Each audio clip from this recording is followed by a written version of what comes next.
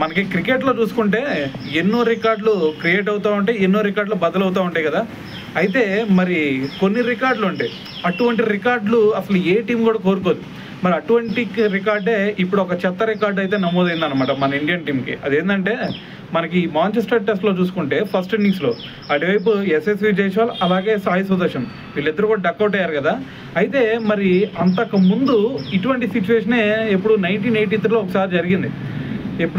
అప్పుడు West Indies series అనమాట. మనకి వెస్టిండీస్ సిరీస్లో మనకల్లే సునీల్ గవాస్కర్ అదేవిధంగా కృతి వెంకట్రాఘవన్, సో వీళ్ళిద్దరు కూడా డక్అవుట్ అవ్వడం జరిగింది. అయితే మరి అప్పటి నుంచి ఇప్పటి వరకు మన టాప్ ఆర్డర్లో వరుసగా ఆ 3 బ్యాట్స్మెన్స్లో ఇద్దరు ఎప్పుడు కూడా మరి డక్అవుట్ అయిన సిచ్యువేషన్ లేదు. అయితే మరి ఇప్పుడు మళ్ళీ 1983 తర్వాత మళ్ళీ ఇప్పుడు 2025లో మళ్ళీ మనకి సాయి సుదర్శన్ అలాగే యశస్వి జైస్వాల్ వీళ్ళిద్దరు కూడా డక్అవుట్ అయ్యి ఆ చెత్త రికార్డ్ని అయితే సమన్ చేయడం జరిగిందనమాట.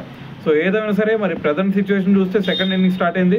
మరి సెకండ్ ఇన్నింగ్స్లో దాదాపు ఇంకా 150 వరకు లీడ్లో ఉన్నారు వాళ్ళు. సో ఆల్రెడీ మనకి 2 వికెట్స్ కోల్పోయినాయి కాబట్టి మరి ఈ లీడ్ని ఈరోజు మనకి శుభ్మన్ గిల్ అలాగే కేఎల్ రాహుల్ వీళ్ళిద్దరు కనుక ఆ లీడ్ని అధిగమించేసి దాని తర్వాత వాళ్ళ మీద ఒక 300 కనుక వాళ్ళకి టార్గెట్ ఇవ్వగలిగితే మ్యాచ్ గెలిచే సిచ్యువేషన్ ఉండిద్ది.